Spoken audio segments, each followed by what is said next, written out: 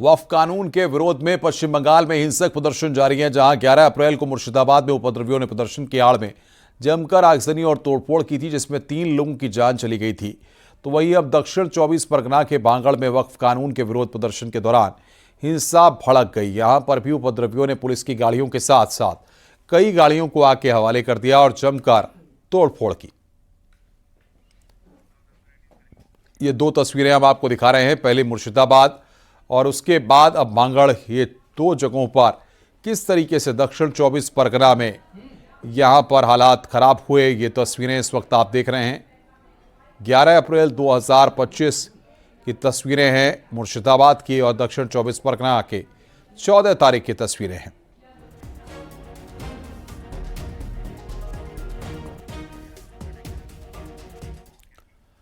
कथावाचक पंडित धीरेन्द्र शास्त्री ने पश्चिम बंगाल में जारी हिंसा और पलायन को लेकर ममता सरकार पर निशाना साधा, साथ ही फिर एक बार हिंदू राष्ट्र की मांग दोहराई है।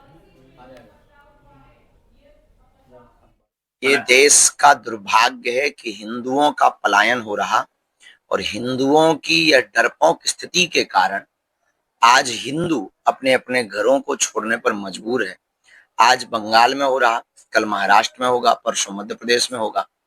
एक विशेष समुदाय के लोग हिंदुओं को डराने के लिए इस प्रकार के कृत्य वहां की सरकार के संरक्षण में हो रहे हैं, जो निश्चित रूप से निंदनीय है, घोर निंदनीय है। हम समस्त हिंदुओं से यही कहेंगे, केवल एक बागेश्वर बाबा से हिंदू राष्ट्र नहीं बनना है, ना हिंदू बचना है। घर घर बागेश्वर बाबा की आवश्यकता है।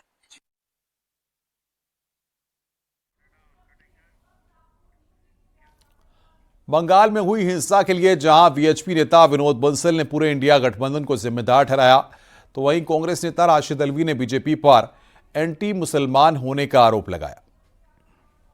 जिस तरह से ये जो इंडी अलायंस है और ममता बनर्जी स्वयं इस बात को कहती हैं कि भाई अगर ये संसद का कानून हम पश्चिम बंगाल में लागू नहीं करेंगे, अरे भाई मैं कहता हूँ तुम होती कौन हो?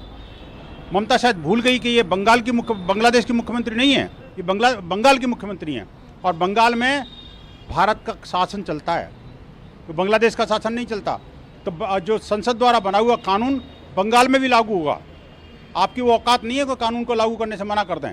ये जिस तरह से ये अफवाह फैलाई जा रही है और मुसलमानों को बरगला के भड़का करके उनको जिहाद के रास्ते पर धकेल करके हिंदुओं की हत्याएं करवाई जा रही हैं, मैं ये कहूँगा सीधा सीधा इन हत्याओं के लिए ये सारा इंडी गठबंधन जिम्मेदार है। प्रोटेस्ट सिर्फ बंगाल में नहीं हो रहा है।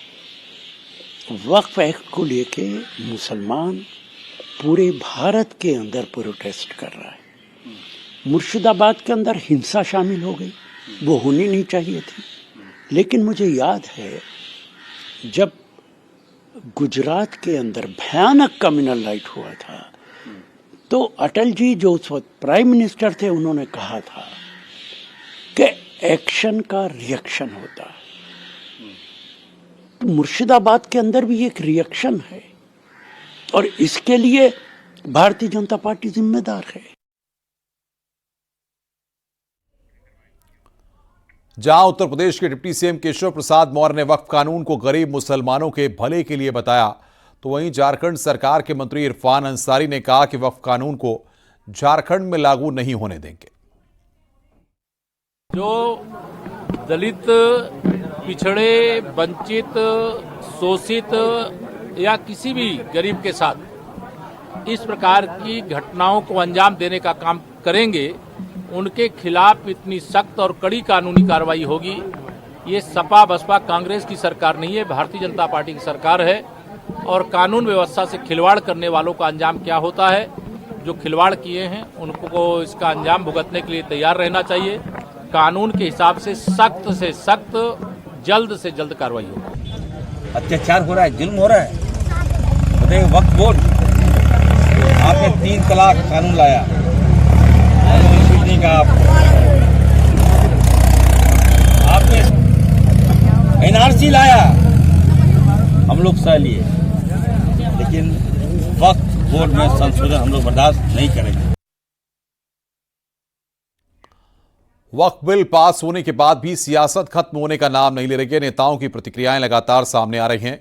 कांग्रेस नेता राशिद अल्वी ने वक्फ को लेकर भड़काने वाला बयान दिया और कहा कि किसी के धर्म पर जबरदस्ती हमला करेंगे तो परिणाम कुछ भी हो सकता है।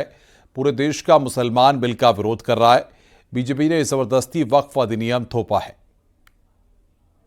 किसी के मजहब पे जबरदस्ती हमला करेंगे, उसके नतीजे कुछ भी निकल सकते। किसी के मजहबी मामलात में मदाखलत नहीं करनी चाहिए, लेकिन Bharatiya Janata party anti Muslim, anti इस्लाम है, इसलिए उन्होंने वक्फ के कानून को जबरदस्ती थोपा है। जबकि पूरे देश का मुसलमान, छोड़ दीजिए कांग्रेस पार्टी क्या कह रही है, छोड़ दीजिए ममता बनर्जी, अखिलेश यादव क्या कह रहे हैं, जिनके लिए कानून लाए वो आपके खिलाफ हैं। सारे देश का मुसलमान प्रोटेस्ट कर रहा है, लेकिन भारतीय जनता पार्टी ने अपनी आंखें और कान बंद कर रखे हैं।